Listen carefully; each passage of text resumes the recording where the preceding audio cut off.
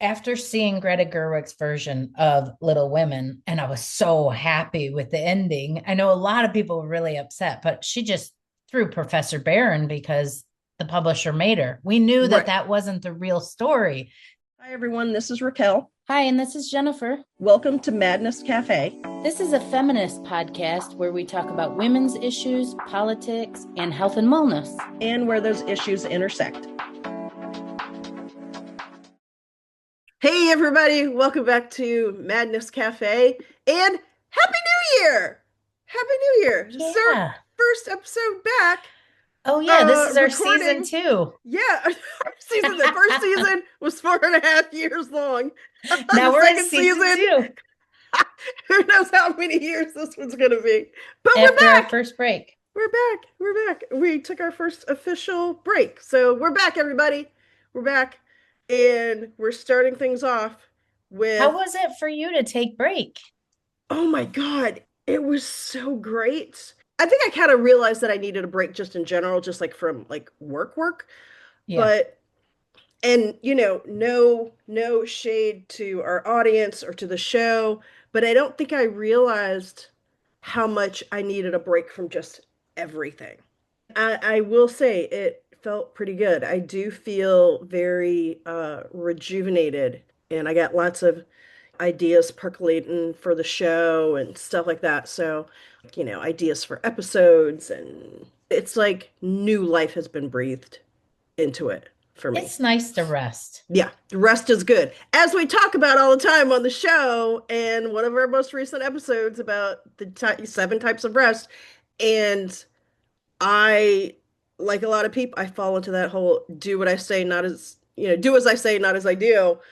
And so that kind of, that kind of plays out in my life quite a bit. But what about you? Like how was the break for you?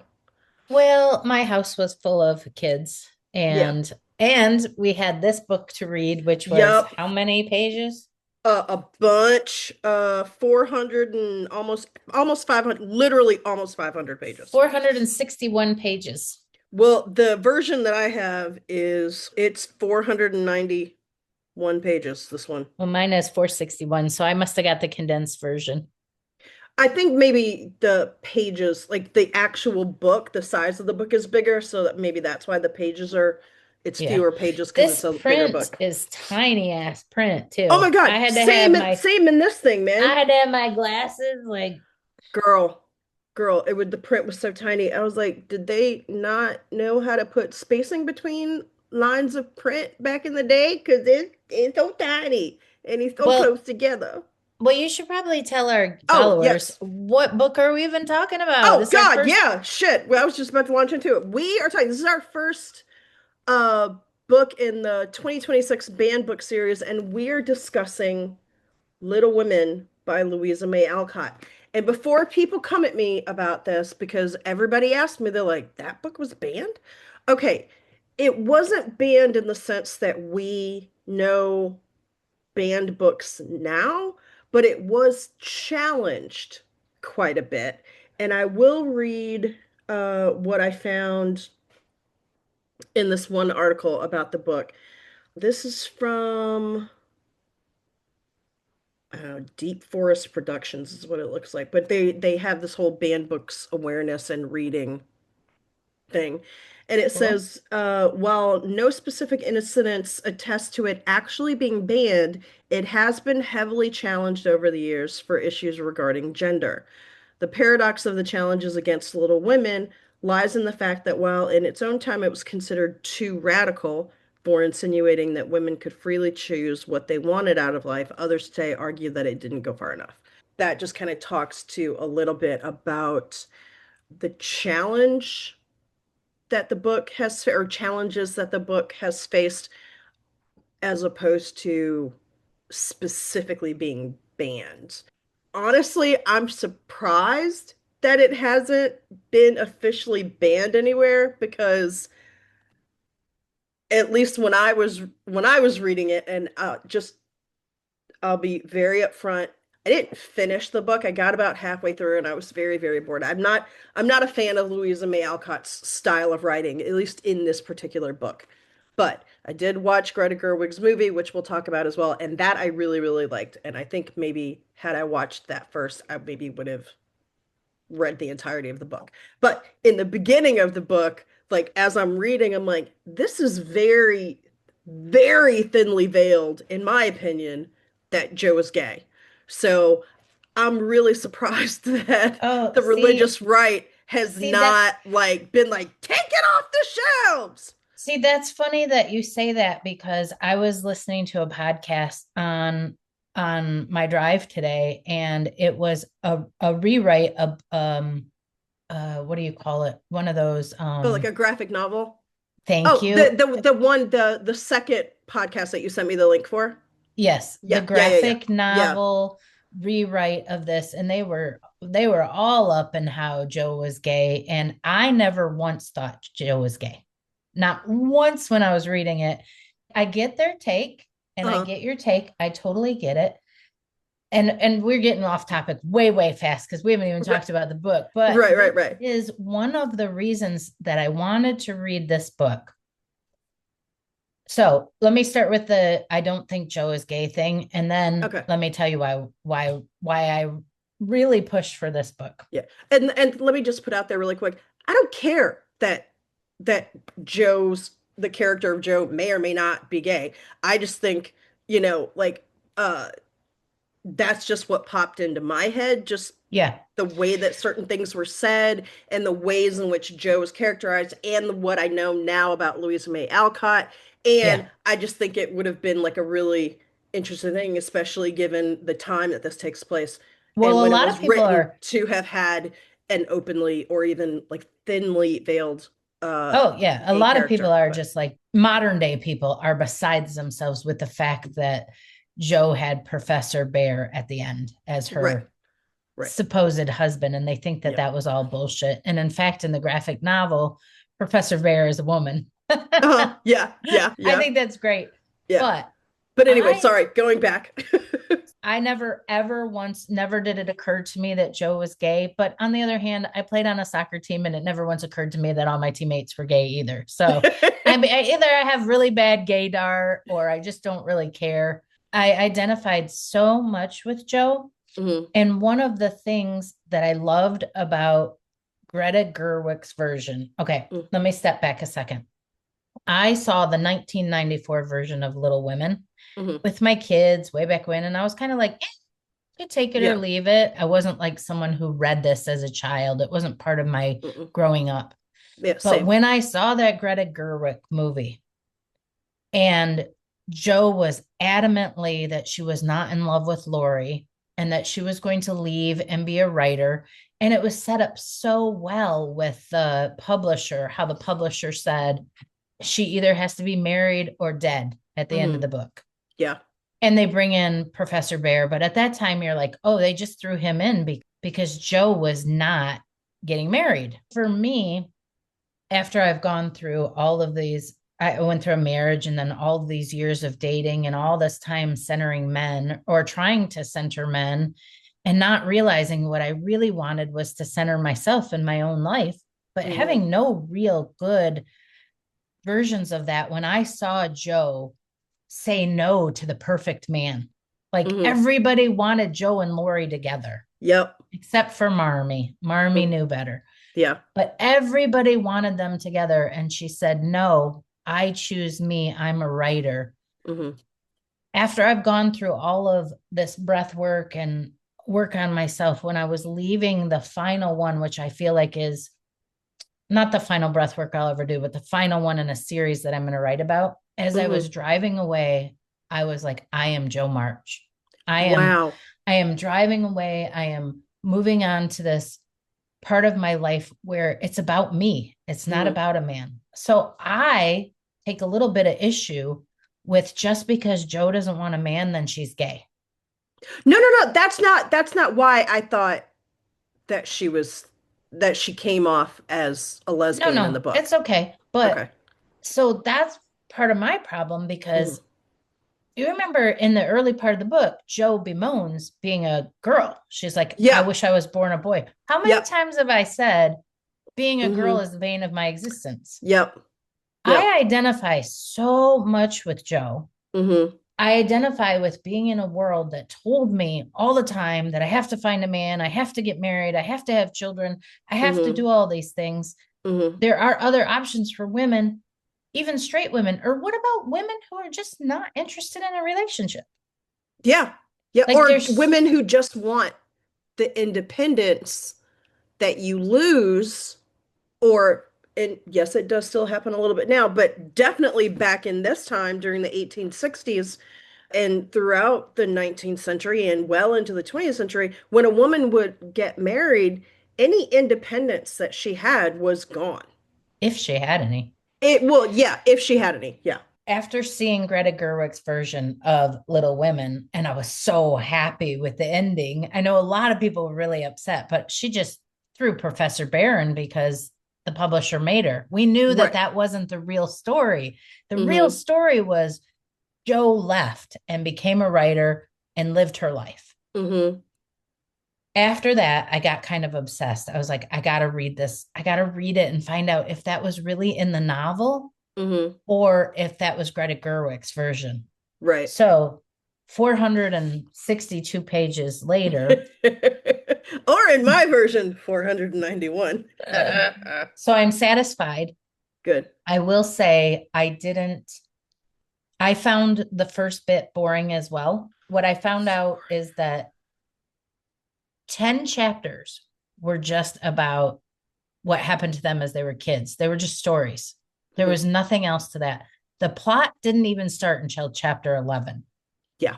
So for Yeah. me, all of a sudden, around chapter 11, it started to get interesting. Also, I'd seen the two movies, so I knew all the kids' stories, right? I Hmm. knew Hmm. all these things that had happened, but I was really invested to get into Joe's head.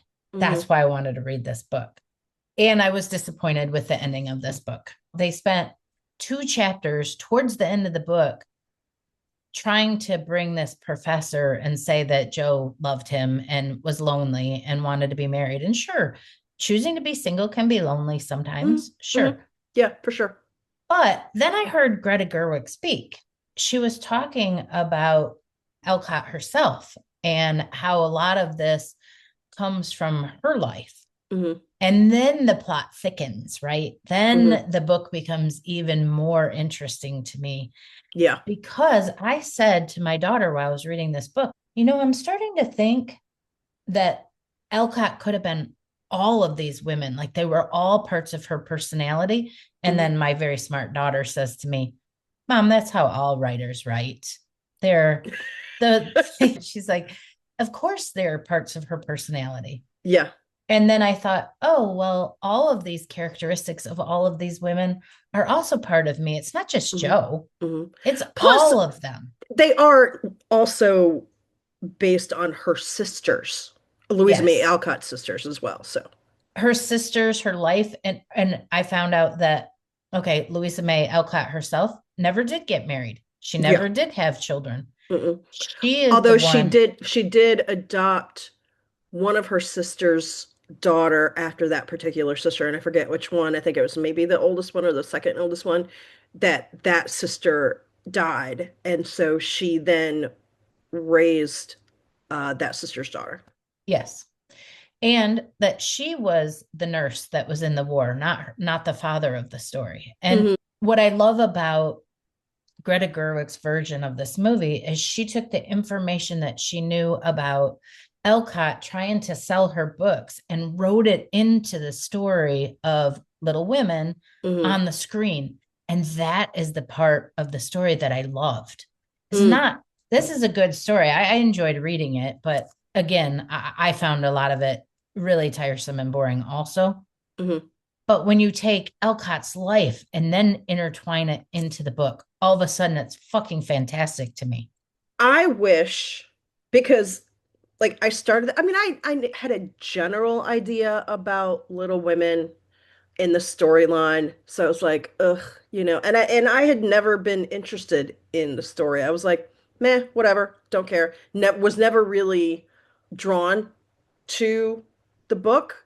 I appreciated that there were some sort of feminist leanings in that Joe was, this spirited, writer, blah blah. But I was just like, okay, it just didn't pull me in. I was never thinking, okay, one day I'm going to read Little Women. And the English classes that I took in high school and college and in junior high didn't, Little Women wasn't one of the books that, Yeah. you Thank know, God, because I never would have finished it oh back no, then. no, and I ugh, I probably would have just because I was that kid, like, oh, I have to do my homework. So I probably would have.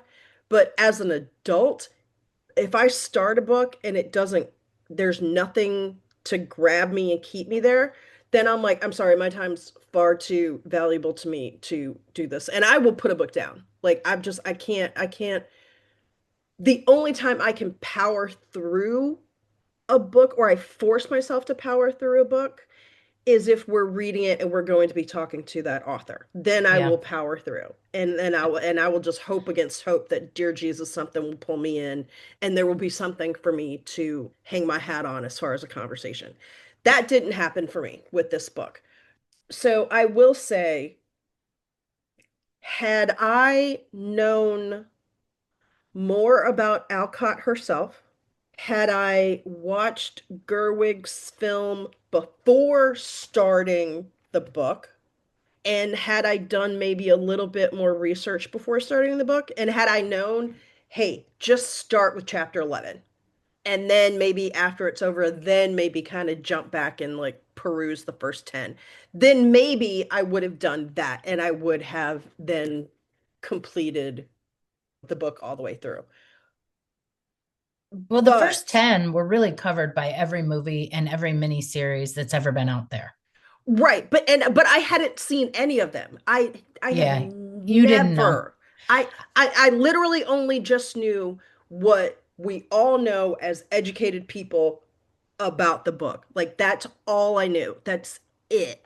Your I partner should hadn't have probably told you why she wanted to read the Well, book so badly. no, I did. Well, you did though. You did tell No, me a I little. You didn't, did tell me a little bit though that you saw yourself in Joe, you wanted to dive more into that because but of I had a your clear desire to be a mission. writer.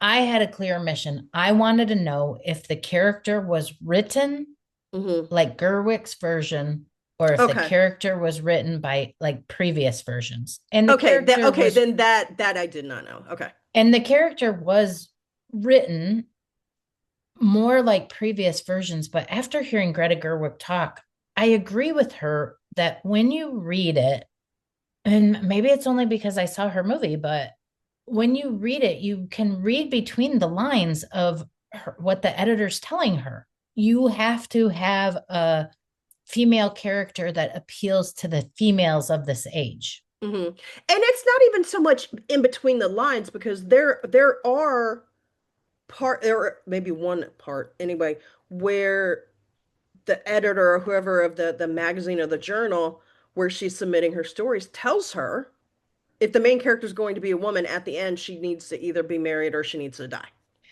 But I think that that was in Alcott's letters, and that is Greta Gerwig wrote that in. It wasn't actually in the book. That was from Alcott's Really? letters. Okay. I think so. I mean, Okay. I'm no historian, so I could be getting my facts mixed up. But I think that was where the brilliance of what Greta Gerwig did is she took Hmm. Alcott's life and she read between the lines. And in some of her interviews, she talked about reading the book as a child Hmm. and loving the stories because they're about girls, but then reading the book again as an adult and being like, oh, there's so much more to this. And there's so Hmm. much more about the feminist movement in here, not just that Joe wants to go and have a future, but Amy's character. Like Hmm. Amy's character is saying, Oh, I hated Amy in the book. I think Amy is a brilliant character Hated Amy in the book. Because Amy has, okay, she did burn Joe's book, so Yeah. she needs to Yeah. be like Well, smacked for that. and granted, I didn't get far enough into the book where Amy becomes an adult. I hated Amy as a child. Like, I just thought she Amy, was annoying as fuck.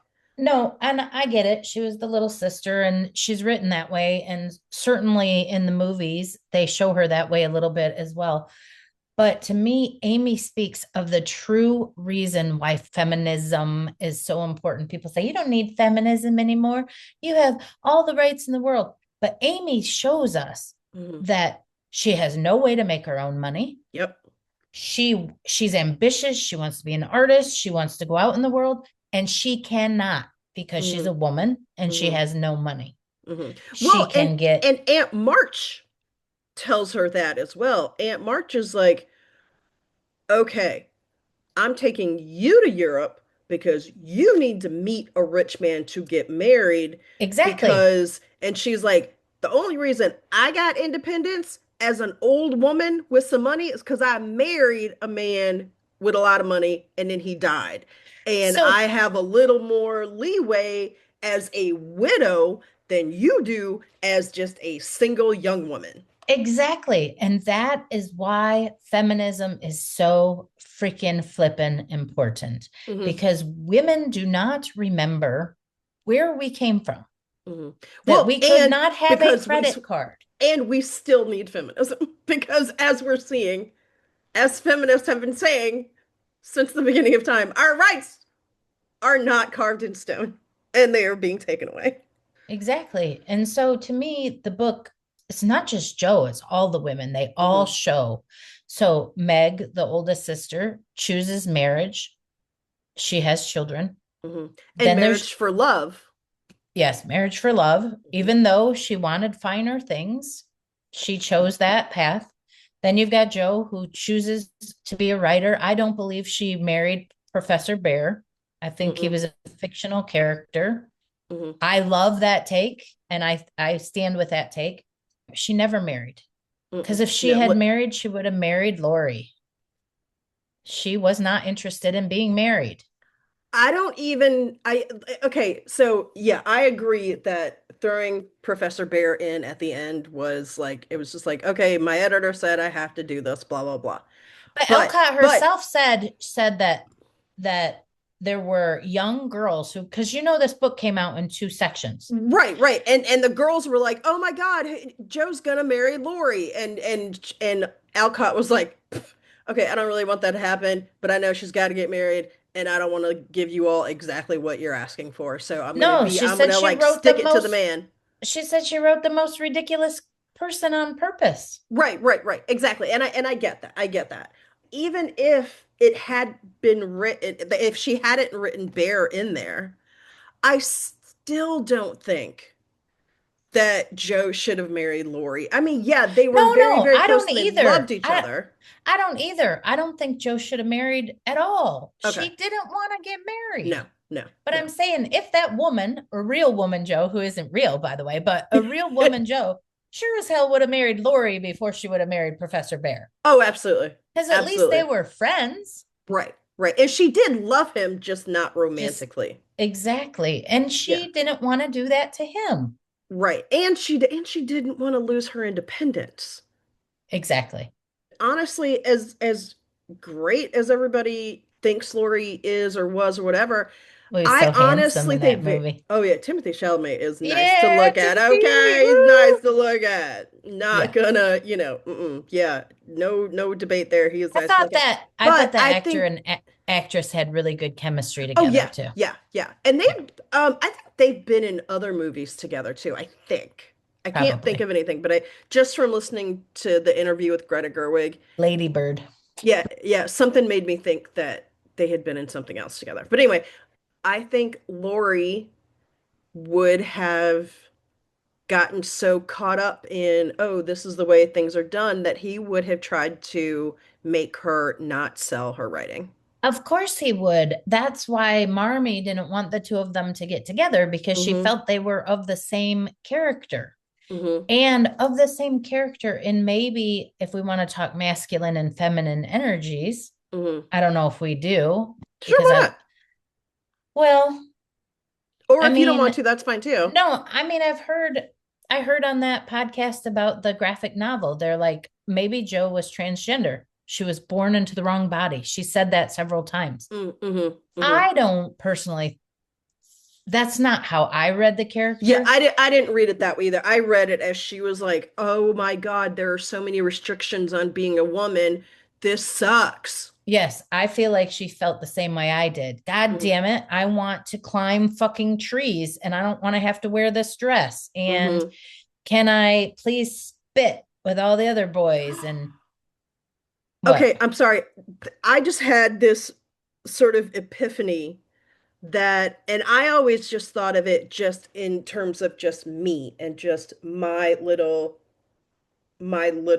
kid life, right?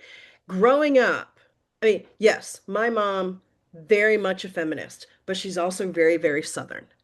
And my mom wanted her little girl in ruffles and dresses. Yep.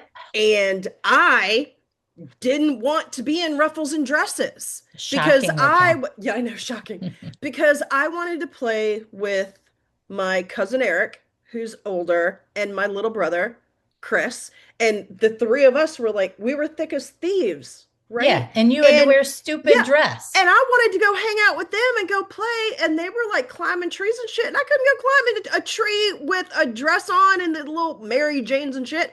And I literally, as a little kid, I think I was maybe 6 or 7, literally the memory of me standing at my closet, like toe to toe, little kid version of toe to toe with my mom, and just yelling about how I didn't want to wear dresses and I wanted to wear jeans. And I remember I wanted to wear, I don't know why this memory stands out, but I wanted to wear tube socks because tube socks are, like like athletic socks and Yeah. whatever. And because I didn't want to wear the little frilly things and all the things. I wanted to go play with the Yeah. boys. I'm with And you. I remember literally reaching up, grabbing one of my dresses on a hanger, pulling it down off the hanger and throwing it on the floor.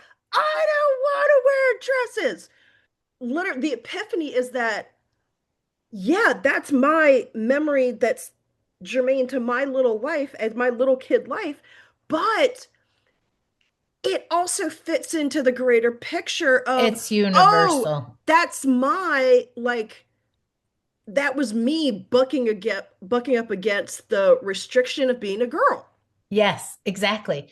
And I have felt that my whole life. Maybe there were some things that Joe did that seemed gay to people, but she didn't seem gay to me at all. She seemed like like, like she seemed to me like she was centering herself in Yeah. her own life, and she didn't have time for the nonsense of Hmm. other people, men or women. Most of Hmm. the time, she was in her writer's smock and she was up there and she was writing. And I so fantasize about that, Hmm. like Hmm. not giving a shit about anything else, just Hmm. right. Yeah.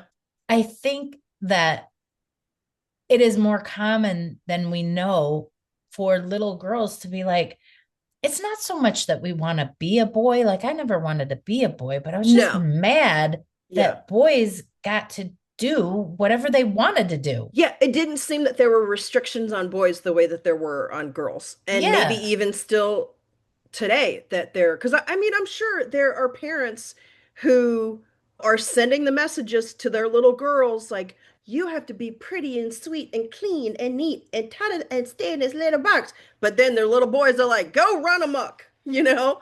And safe. You want to keep your little girls safe in a way that you don't so much keep little boys safe. Some Mhm. of that is changing, but And just, anyway, we didn't yeah, talk about Beth.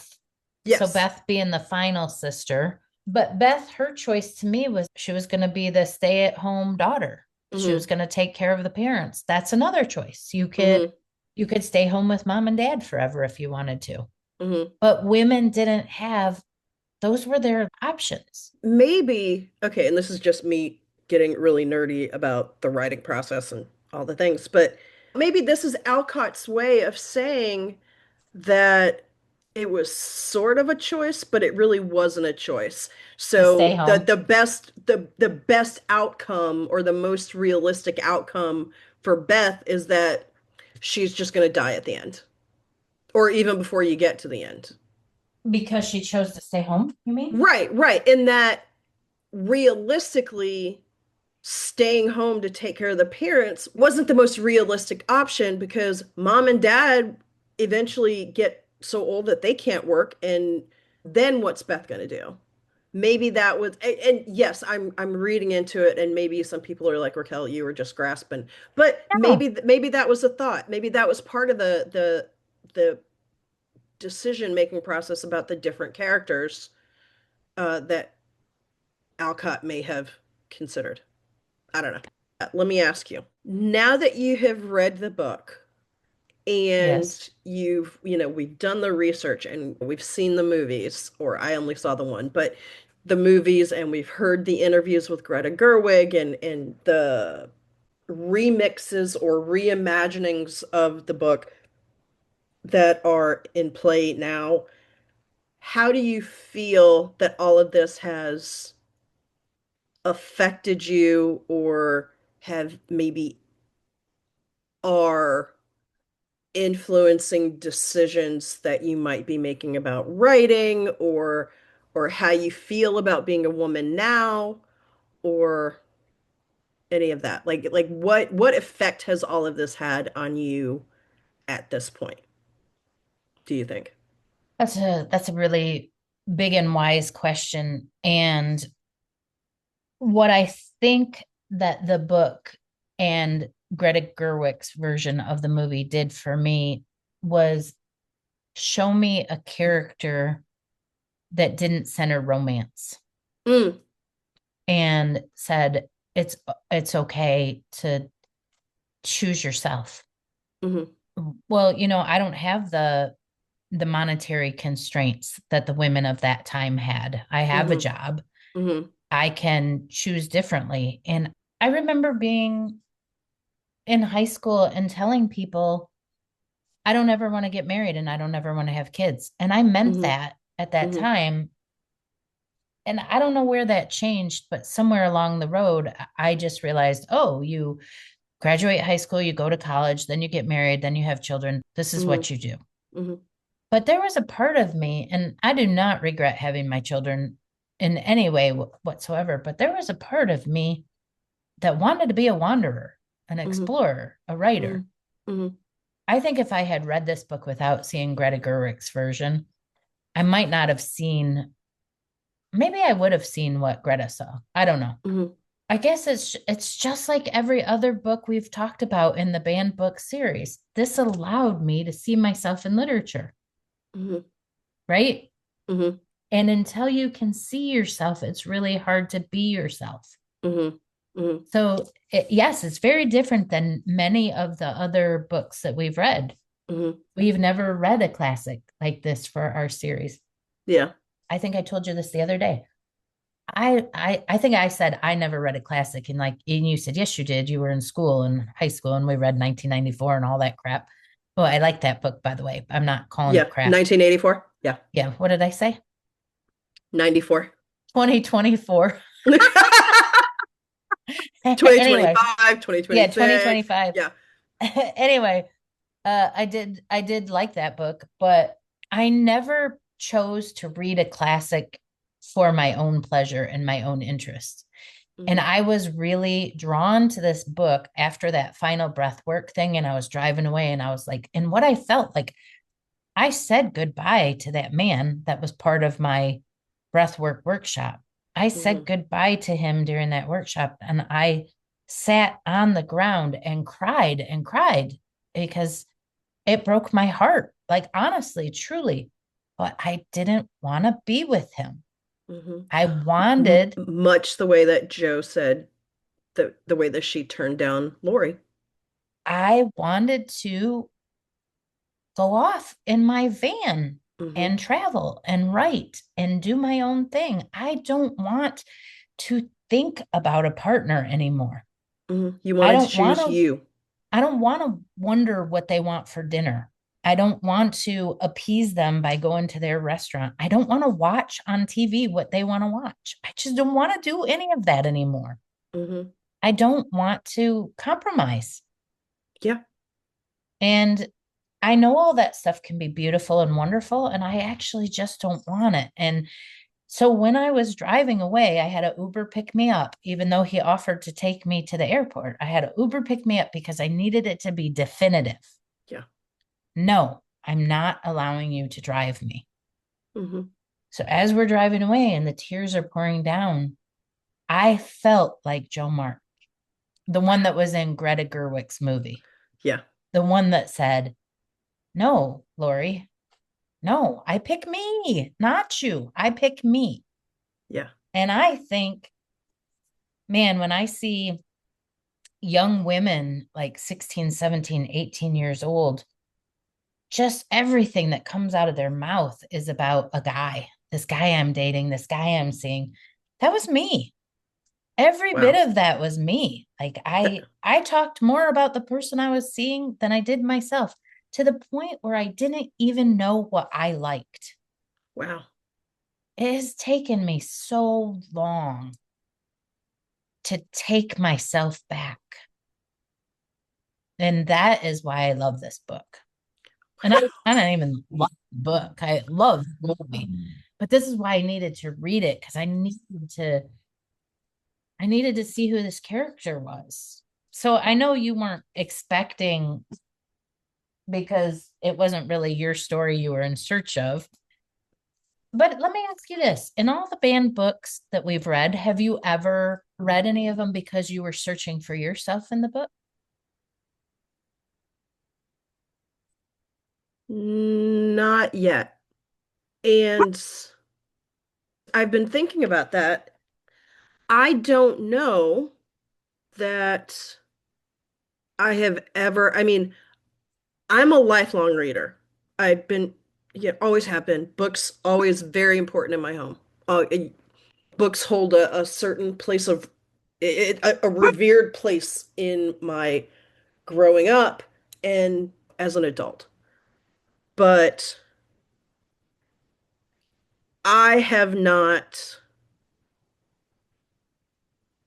and maybe I'm forgetting something, but I don't think that I am. But I have not read anything where I was in the pages or that I was looking for myself in the pages. A lot of my searching for myself has taken place out in the world. And let's just be perfectly honest, in therapy. Maybe I just haven't found that book yet that I read it and there I am. Uh, I think the closest that I come to, at least that pops into memory immediately, is when we were talking to NG Avant about the Witchy Women series Yeah. and those four women that are the core of that book. And it's not so much that I was looking for myself. It was an interesting premise going into it. And of course, turns out that I absolutely loved the books because I have been reading the novellas as they're coming out. So I'm really, really digging the books. And yes, we talked about how much I loved Nexus in that interview, but I wasn't looking for me. I was excited because it was a great story and I was excited about it. And so going into it, reading it, it lived up to the excitement that I had for it. And and as I said in the interview, there was that little kid version of me who was like, "Yeah, Yeah. these four girls are awesome. These four women are great characters, and oh my God, I would want to be one of these women. These women are great." There was that, but I don't think that's the same as what happened for you No, I with was searching through reading this Little book. Women and wanting to read Little Women and the build up to it and what you got out of it. I don't think that's necessarily. the experience that I had. And I'll put this to our listeners as well. If y'all think there's a book out there that has the character version of me that I should read, then please let me know. But I can't think of anything, or if we've talked about a book and I'm just not remembering having that experience, then please remind me. But I honestly don't think that I've read anything where a character spoke to, okay, this is a version of me, Yeah. right? Like there I are mean, authors who have like there's a oh, like Alice Walker's daughter, whose first name I can't think of right now off the top of my head, which is killing me because I love this woman's writing. But Alice Walker's daughter wrote a book and then she's edited a bunch of like anthologies and she's amazing. I met her a couple of times when I was living in Minneapolis when I was in law school and when her books were coming out and went to author events and met her briefly. And I just remember thinking, wow, this is a really interesting person. I feel a connection to this writer. And then there's another woman whose name I can't remember, but the book is called Bulletproof Diva. And she talks about growing up and being a multiracial Black woman and just some of the things that, some of the things that she addresses in it's like a series of essays. And so there have been things where I see like, oh, I can relate to that. Oh, I can relate to that. But not in the sense that you are speaking to. Part of me wonders, and maybe this is very, I don't know, maybe this is a little too elemental, but I wonder if the book resonates for women of color the way that it, at least at what I've seen, that it seems to resonate for white women. And I wonder if, because I mean, yes, we grew up in the same small town, we went to the same junior high and high school. There were, there's a lot of similarities, but my experience is still very different from yours. And so, and all of the people that even just doing the research for today's episode, most of the, like, from what I saw, and maybe I missed some stuff, which, hello, it's a big, wide world web out there. So I'm sure there's a lot of stuff that I missed, and I wonder if maybe that has something to do with it. I'm sure it does. And listeners, if y'all have any feedback about that or you have thoughts about that, please chime in because I really would like to know. I really want to hear other people's take on that. Well, okay, when I was reading the book, there's a couple offensive words in here. Hmm. I don't know if you came across them because they're towards the end of the book. Yeah, then I did not. Okay, But so I think I know what you're talking about because the podcasts that we listen to refer to 'em a okay, little yeah, bit. I didn't know what these words meant. My daughter was sitting next to me while I was finishing up this book, and I go, "What does blah blah blah mean?" And she said, "I don't know. I've never heard it before." So she looked it up. So it's interesting because in the end of the And book, if we're thinking about the same word, I have heard that word before. oh, you have, I've never, I did know what that word meant.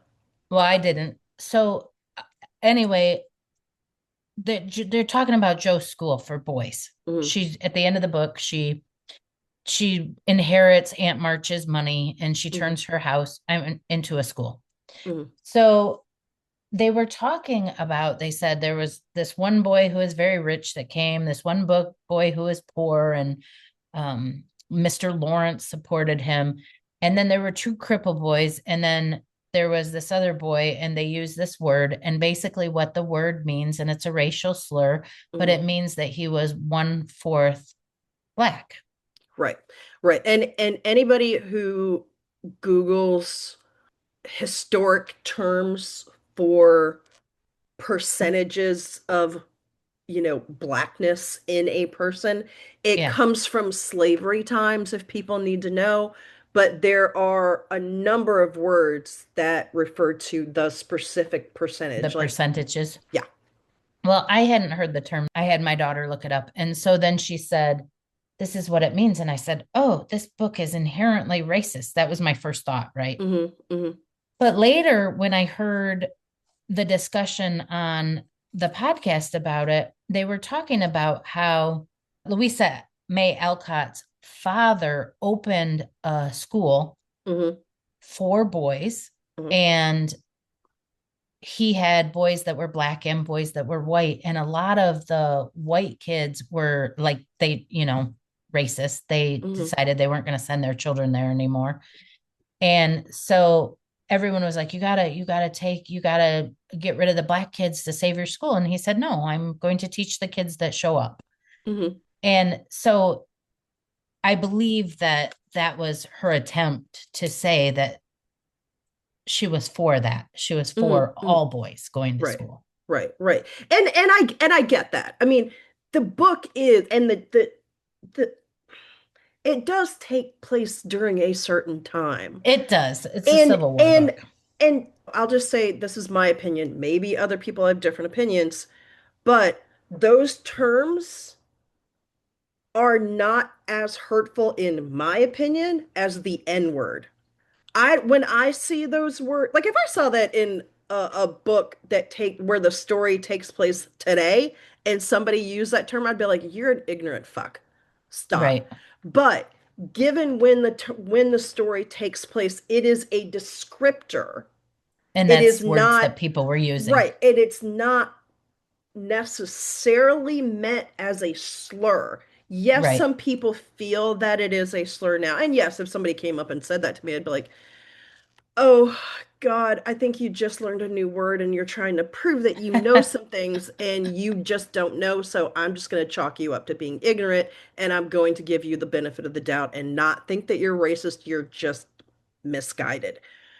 So if somebody came up to me and said that word, I'd be like, okay, I'm not completely offended. I just think you don't know what you're talking about. And you don't know that that's not the right word to use. Right. And then, but if somebody came up and said the N word to me, then yes, I would be Pissed. pissed and devastated and all of the other emotions Yeah, that you can think it's of. not cool. No. So, one of the things that I did notice while I was reading this book is that, and this, in my opinion, speaks to your observation of this book may appeal more to white women than it does to black women. Hmm. In my opinion, this book had a lot to do with like these with white purity culture. Hmm. Yeah. So, And the roles that white women were pigeonholed into, and yeah. black women didn't have the same pigeonholes. So lots of times in the book, the girls would have these lessons that they would talk about what they did in childhood, and one of them would get in trouble, and then Marmy's talking to them and they learn a lesson. And so like a lot of it was about Joe and her temper and Hmm. learning to hold her temper, hold her tongue, not say what she was feeling, Hmm. and to be quiet, to be docile, to hold things in. Yep. And I do think that that does speak to me, particularly as a white woman, because we have been told to be quiet, Hmm. to shut up, to be quiet, to be subservient, to sit in the corner, Hmm. to go with the status quo. If our husband tells us that fucking racism is okay, then we should be like, okay, racism is okay. If our Hmm. husband is a Republican MAGA man, then we should support Republican MAGA man. And in that, I think there is something in my familial culture that this book does speak to me, because I think Hmm. this is everything my mother rebelled against. Hmm. Hmm. Yeah. She was like, fuck that. I'm getting a job. And she told me to make my own money. That was Hmm. her big lesson to me in life. So Hmm. yes, I do think that you are right, that this book probably does speak to white women in a different way. It's all about being the good girl. Right, right, right. And and that's kind of where I'm maybe getting to with this is that I'm not saying that women of color can't enjoy this book. That's not what I'm saying. And so I No, don't I want know. anybody to think that. But just the reality of it all is that white womanhood is held up differently than black womanhood or Native American womanhood or Hispanic womanhood or Asian womanhood. It's, you know, the standard is white womanhood. But the nuances and details for non-white women, the reality is different, right? And so, but what I will say, so my grandmother, my mom's mom, was born in 1912. And my grandmother never got married because she didn't want, and this is coming from my mom, and I've heard the story many, many, many times, or some version of this many, many, many times, and from other family members. My grandmother didn't want some man telling her what to do, Yeah, and I didn't hear want you. some man telling her how to raise her children. I hear you. Right. And what, yeah, absolutely. And, but, and this is a strange way to put it, but my grandmother had that freedom to remain unmarried because as a woman of color and as a poor woman, people were like the society wasn't really paying attention to her anyway. So She you could know what get I a mean? job So too, right? she, well, right, right. And she did. She literally, Yeah, I mean, as a woman of color, she had to work. she I could get mean, a job. women of color were the ones doing all the things, right? Like Yeah, they were the ones like taking in the laundry, cleaning people's houses, and all of the other things. And my grandmother, yes, took in laundry, cleaned people's houses. I mean, she did those things. Those were the jobs that were available to her. yes. And because she kind of was going under the radar, so society in general didn't give a shit that she wasn't married and, that she was taking care of her five kids by herself. God Society bless didn't her. give a shit. But my grandma was like, I don't want to get married. I don't want some man telling me what to do. I don't want some man telling me how to raise my children. And, you know, I mean, she liked men, she had five kids and she flirted and had, whatever. I mean, you I'd know, like to get back to that point where I yeah. liked men and I flirted and stuff, but I don't even feel that anymore. And I get that. I totally get it. But and yes, even for that time and even for, communities of color, I think my grandma was a little bit of a trailblazer because she was like, fuck that, I don't want to get married and nobody's gonna make me. Yeah, And even growing up, I mean, yeah, I was like, I'm gonna get married and blah blah blah. I never said I wanted kids because I never did, but I thought, oh, I'm supposed to get married. That's what I'm supposed to do. yep, But my grandma wasn't sitting me down going, girl, you better get married soon. She wasn't telling me that. And my mom wasn't like, girl, you better rush to get married. I mean, my mom was like, don't get married before 30. You got a lot to figure out before 30. Don't get married before 30. Well, and I kind of took that a little bit to heart because I have not gotten married at all. But there was maybe a little more freedom because society wasn't really looking at my grandma to yeah. I hear see what you're if she was saying. getting married.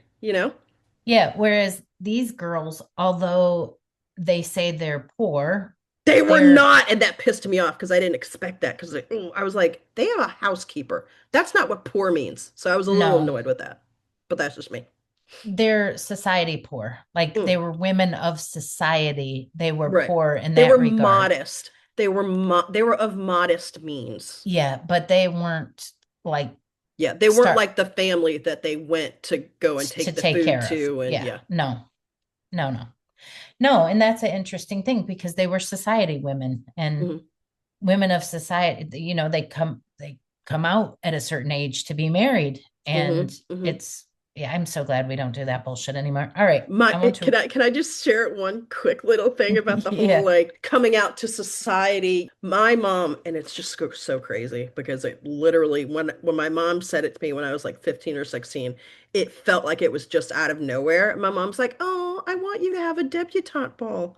What? You want me to do what? My mom is very Southern, and Yep. she is a Southern belle through and through, and she wanted her baby to have a debutante ball. And I'm like, ma'am, where is this coming from? I was like, no. And, it never went anywhere, but it was just, yeah, debutante balls at least 40 years ago were still a thing. They We're may a thing. still be in I country think club they are. society, but I I mean, was never a country club kid. the summer I was pretty, or the Oh, this summer summer I I turned turned pretty. pretty. Hmm. Yeah, that's all about her going to a debutante ball. Oh, okay. See, I haven't seen the show, so I Yeah. don't know. Yeah, But I've only seen it because my kids were watching it. yeah. It was terrible, by the way. So I don't recommend it. All right. What I will say about this book about Little Women is Hmm. some of the writing in it, I agree with you. It was a little boring because it's like what did people do back then? There wasn't a whole lot going on. But some of the writing I felt was exquisite. There were some Hmm. lines that were amazing. Okay. This part, chapter, I can't read these Roman numerals. I think it's 27. That's Hmm. how many billion chapters there were in this I book. know, right? Yeah. I'm gonna try It's to find called that. Literary Lessons, and it talks about Joe writing. This is my Hmm. favorite part of the book. Okay. Every few weeks, she would shut herself up in her room, put on her scribbling suit, and fall into a vortex, as she expressed it, writing away at her novel with all of her heart and soul. For till that was finished, she could find no peace. Her scribbling suit consisted of a black woolen pinafore on which she could wipe her pen at will, and a cap of the same material adorned with a cheerful red bow, into which she bundled her hair when the decks were cleared for action.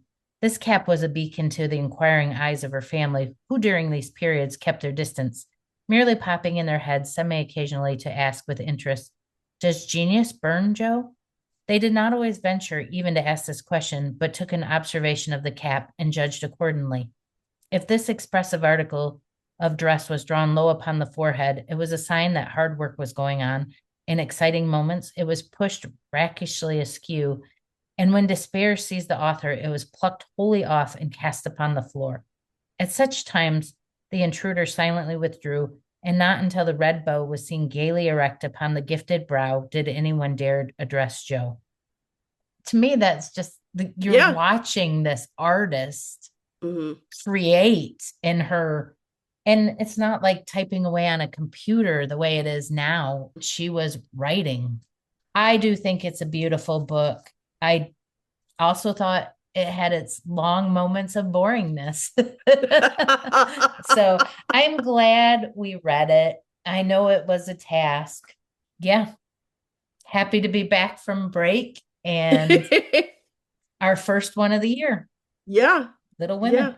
Yeah. Well, I will say I am glad that we delved into it. I really am. I am very glad that we delved into it.